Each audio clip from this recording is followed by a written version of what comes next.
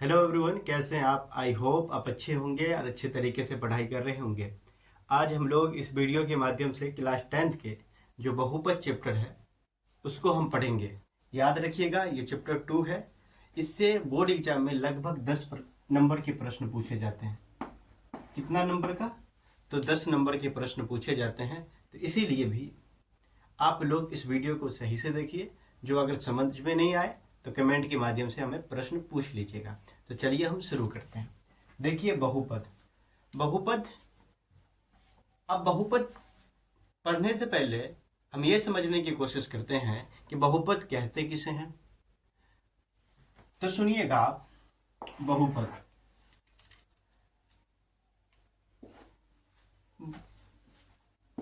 बहु प्लस पद।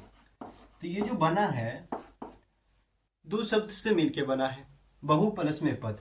अब बहु किसे कहते हैं? तो याद रखिएगा, बहु उसे कहते हैं जो एक से अधिक हो। ठीक है, एक से अधिक हो उसे हम क्या कहेंगे? बहु। एक से अधिक। ठीक है। अब पद के मतलब होता है टर्म।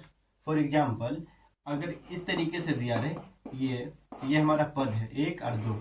ठीक है, तो बहु भी आप समझ गए, पद भी समझ गए। अब पूरा बहुपद समझने की हम कोशिश करते हैं। तो बहुपद ऐसे बीजीय व्यंजक को कहते हैं। याद रखिएगा, अगर कॉपी कलम नहीं लेके बैठे हैं तो बैठ जाइए और जो हम कह रहे हैं परिभाषा उसको लिखते जाइए आप। ठीक है। तो बहुपद किसे कहते हैं? ऐसे बीजीय व्यंजक जिसमें चर्बी हो और अचर्बी हो उसे हम बहुपद कहते हैं। फिर से एक बार रिपीट कर देते हैं हम कि बहुपद किसे कहते हैं। तो बहुपद ऐसे बीजीय व्यंजक जिसमें चर्बी हो और अचर्बी हो उसे हम बहुपद कहते हैं। अब यहां से एक प्रश्न बना कि चर किसे कहते हैं और अचर किसे कहते हैं। तो आइए ना हम बताते हैं। तो चर, और यहां ही इसी जगह पे हम देख लेते हैं अचर भी। चर और अचर। चर उसे कहते हैं जिसका मान बदलता रहे। चर उसे कहते हैं जिसका मान बदलता रहे, और अचर उसे कहते हैं जिसका मान बदलता न हो। तो इसका हम एग्जाम्पल देख लेते हैं। एक बार फिर से हम रिपीट भी कर देते हैं कि चर उसे कहते हैं जिसका मान बदलता हो। अगर याद करने के लिए हम एक ट्रिक बताए तो गौर से सुनिएगा कि चर, अंग्रेजी का अक्षर चल गया। अंग्रेजी का अक्षर चल गया। जितने भी अंग्रेजी का वर्ड होगा वो हमारा क्या हो जाएगा? तो वो चर हो जाएगा। समझ रहे हो मेरी बात को? जैसे में एक्स, वाई, ये सब दिख रहे हैं। जितने भी इस प्रकार के जो शब्द आ जाएगा सब हमारा चर हो जाएगा। इसका मान बदलता रहेगा। और अचर किसे कहते हैं? तो अचर उसे कहते हैं जिसका मान नहीं बदलता हो, कभी नहीं बदलता हो। जैसे कि आप अगर एक महिला है तो महिला ही रहिएगा, जैसे आप एक पुरुष है तो पुरुष ही रहिएगा। ठीक है, जेंडर आपका चेंज नहीं होगा। अगर आप अभी तालिबे इल्म हैं, आप अभी छात्र हैं, तो कभी टीचर बन जाइएगा, कभी डॉक्टर बन जाइएगा। तो समझ लीजिए कि आप अभी जो छात्र हैं वे चर हैं, फिर तो बदलिएगा ना। हाँ, और आप जो है लड़का है तो लड़के ही रहिएगा, अगर आप लड़की हैं तो लड़की ही रहिएगा। मतलब ही कि आपका जेंडर कभी भी चेंज नहीं होगा। तो ये क्या हो जाएगा? हमारा अचर। अचर उसे कहते हैं जो कभी भी बदलता ना हो। फॉर एग्जाम्पल 2, 3 और भी कुछ भी ऐसे प्रकार जितने भी संख्या, जितने भी नंबर दिए रहे हैं वो हमारा क्या हो जाएगा? अचर हो जाएगा। आई होप, मैं आशा करता हूँ कि चर किसे कहते हैं और अचर किसे कहते हैं आप समझ लिए हैं। बहुपद क्या होता है ये भी समझ चुके हैं, बहु क्या होता है ये भी समझ चुके हैं, और पद क्या होता है ये भी आप समझ चुके हैं। तो आप थोड़ा इससे हम आगे बढ़ते हैं। तो देखिए, आप चैप्टर जब खोलिएगा तो उसमें लिखा होगा द्विघात बहुपद। अब घात किसे कहते हैं सो समझिएगा। एक यहां पर से कि देखिए x इसके पावर में देती है, तो याद रखना इसके जो सिर पर लिखा हुआ नहीं, किसी भी अंक के सिर पे, ठीक है, उसे ही हम चर कहते हैं, सॉरी घात कहते हैं। इसको भी इंग्लिश में हम पावर बोल देते हैं। ठीक है, यही हमारा पावर हो जाता है। जिसके सर पे चढ़ा रहो, यानी किसी अंक के ऊपर में जो लिखा रहे वही हमारा क्या हो जाता है? चर हो जाता है। तो ये फिर क्या हो गया? तो ये आधार हो गया। ठीक है, क्या हो जाएगा? आधार। समझ में आया? तो आइए आप आगे चलते हैं। अब आपके प्रश्न में कहा गया है कि द्विघात बहुपद, आपका चैप्टर का नाम ही है द्विघात बहुपद। तो आइए हम समझते हैं कि बहुपद के प्रकार कितने होता है। तो बहुपद कई प्रकार के होता है। तो हम पहले लिखते हैं, हेडिंग डालिएगा, बहुपद का प्रकार। ठीक है, प्रकार, हेडिंग डाल लीजिए, बहुपद का प्रकार। अब ये देखिए, पहला एक घात बहुपद, या इसी को हम रेखिक बहुपद कहते हैं। तो एक घात बहुपद, बहुपद क्या है? एक घात बहुपद या रेखिक बहुपद, रेखिक बहुपद। ठीक है, अब एक घात बहुपद या रेखिक बहुपद किसे कहते हैं? तो याद रखिएगा, ऐसा बहुपद जिसका घात एक हो उसे हम रेखिक बहुपद कहते हैं। ऐसा बहुपद जिसका घात एक हो उसे क्या बोलेंगे? रेखिक बहुपद कहेंगे। जैसे 3x प्लस में 1, इसका घात मैक्सिमम कितना है? तो 1 है, इसीलिए क्या हो जाएगा? रेखिक बहुपद हो जाएगा। दूसरा द्विघात बहुपद, और आपका चैप्टर का नाम भी यही है, द्विघात बहुपद। ठीक है, द्विघात, द्वि मतलब होता है दो, तो ऐसा बहुपद जिसकी घात 2 हो उसे हम द्विघात बहुपद कहेंगे। फॉर एग्जाम्पल, चलिए तीनों लिख देते हैं, 3x² प्लस में 2x प्लस में 1, ये क्या है? हमारा द्विघात बहुपद का एग्जाम्पल है। आइए आप त्रिघात बहुपद देखते हैं। तो त्रिघात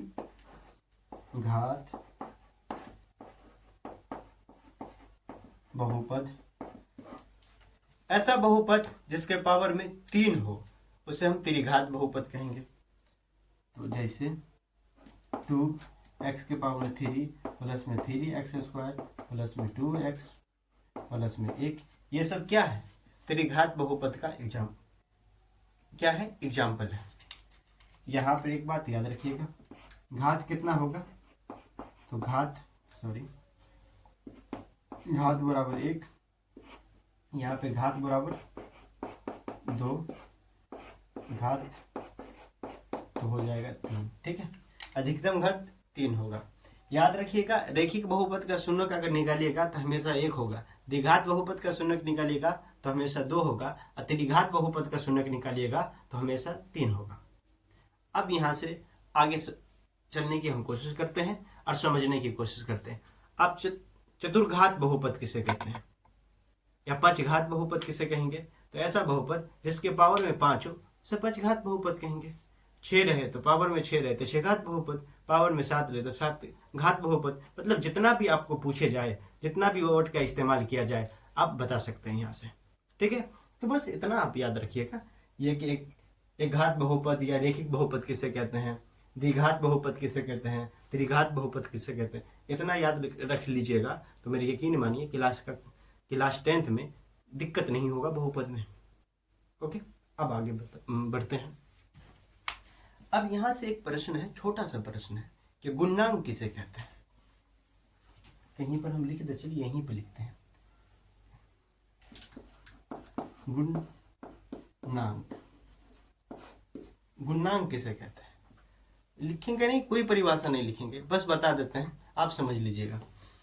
अगर चर पद को हम अचर पद से गुना करते हैं तो जो अचर पद होता है ना, वही हमारा क्या हो जाता है? गुणनांक हो जाता है। समझ में नहीं आया तो आइए एग्जाम्पल दे देते हैं। समझाना तो है मेरा काम और समझना आपका काम है। तो लो भैया एग्जाम्पल दीजिए। यहाँ पर देखो 3x, तो यहाँ पर x का गुणनांक क्या है? 3 है, 3 से गुना हो रहा है ना x में, तो यही हमारा क्या हो जाएगा? गुणनांक हो जाएगा। समझे बुझे सब बातें क्या है? देखो, तो यहाँ पर x का अगर कोई गुणनांक पूछे तो x का गुणनांक क्या हो जाएगा? 3 हो जाएगा। गुणनांक आपको समझ में आ गया? जो चर अचर पद से गुना होगा वही हमारा क्या कहलाएगा, गुणांक कहलाएगा। ठीक, समझ में आ गया।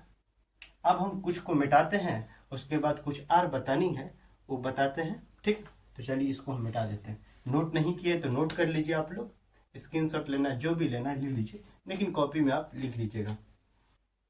अब आइए आगे पढ़ते हैं। अब यहाँ पे हम क्या पढ़ेंगे सो सुनिएगा। द्विघात बहुपद का व्यापक रूप, तो लिख लेते हैं द्विघात बहुपद का व्यापक रूप। इसके मतलब हम समझा देते हैं कि अगर द्विघात बहुपद होगा ना, वो देखने में लगेगा कैसा, उसका स्वरूप क्या होगा, उसका आकार क्या होगा। ठीक है, तो आइए हम देख लेते हैं। देखिए यहाँ पे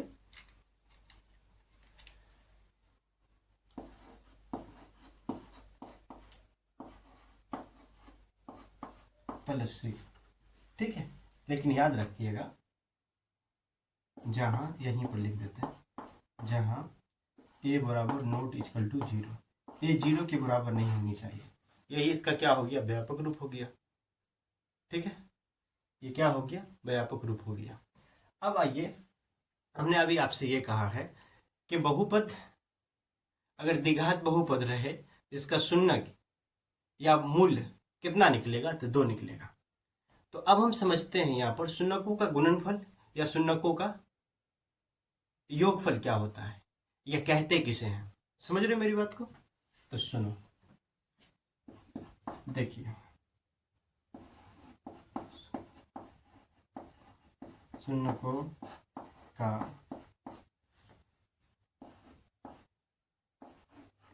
योगफल, तो शून्यकों का योगफल बराबर होता है x का गुणांक, ठीक है, बट्टे में x स्क्वायर का गुणांक।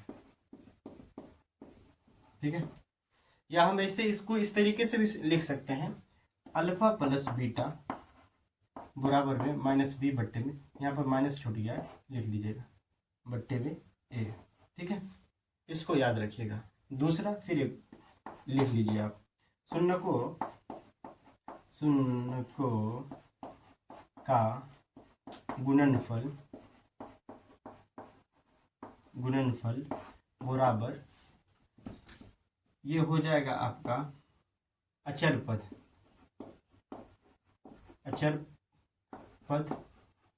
बट्टे में एक्स स्क्वायर का गुणांक। ठीक है, या इसको हम ऐसे भी लिख सकते हैं, जैसे इसको हम लिखे हैं ऐसे लिख सकते हैं। सो देखिएगा, अल्फा गुन्ने बीटा बराबर में हो जाएगा सी बट्टे में ए। ठीक है ना, इसको हम अचर पद कहते हैं।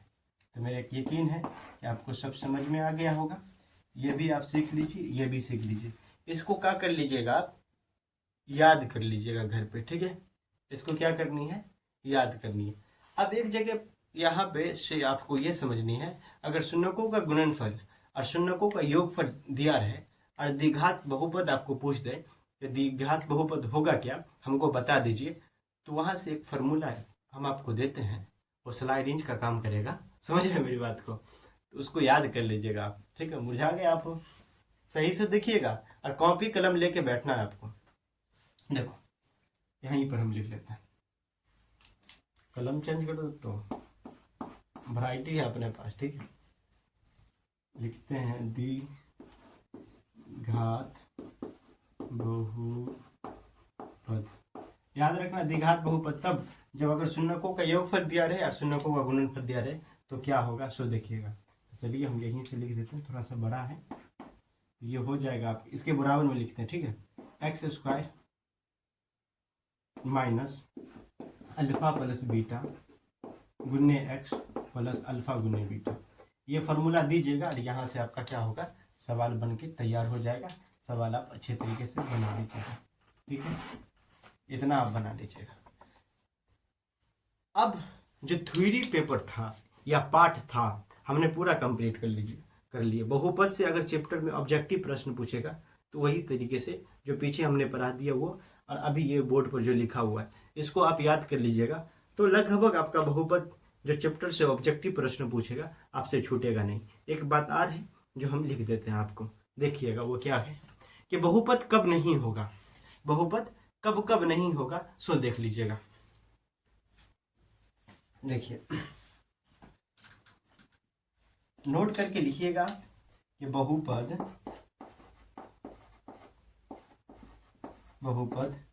कब नहीं होगा,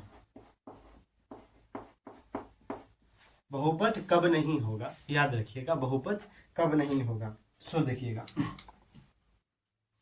जब एक्स स्क्वायर या अचर पद, याद रखना कि रूट के अंदर में हो, क्या हो, रूट के अंदर में, इसके मतलब अचर पद याद रखना। अगर कोई अचर पद कोई भी इसमें से देखो, सॉरी चर पद कोई भी, जैसे कि एक्स वाला अगर कोई भी रूट के अंदर में हो तो वो हमारा बहुपद नहीं होता। दूसरा कि पावर में कभी भी माइनस नहीं होनी चाहिए, ठीक है। तीसरा कि बट्टा में नहीं होनी चाहिए। अगर ऐसा देख लीजिएगा कहीं पर रहे तो बहुपद नहीं है, सीधा बोलिएगा, ठीक है। ऐसा स्थिति में क्या बोलिएगा कि ये बहुपद नहीं है। शॉर्ट में लिख दिए। अब इसको आप नोट कर लीजिए, ठीक है। नोट कर लिए तो अब हम बताते हैं, आपका चैप्टर पूरा खत्म हो चुका है। जो भी हमको बहुपद पढ़नी थी हमने पढ़ लिया। अब जो भी प्रश्न बचा है, यानी कि 1.2.1 या 2.2 और 2.3, इस सारे जो एक्सरसाइज है इसको हम अगले वीडियो में देखेंगे। पार्ट 1 पार्ट 2 करके हम वीडियो अपलोड करेंगे इस पर। आप आराम से इस वीडियो चैनल से जुड़े रहिए, मेरे यकीन मानिए फ्री ऑफ कॉस्ट इस तरीके से हम पढ़ा देंगे जिस तरीके से ऑफलाइन में आपके टीचर जो पढ़ाते हैं। बहुत अच्छा तैयारी करने आप लोगों का होने वाला है। तो इस चैनल से जुड़े रहिए। बहुत बहुत धन्यवाद यहाँ तक वीडियो देखने के लिए।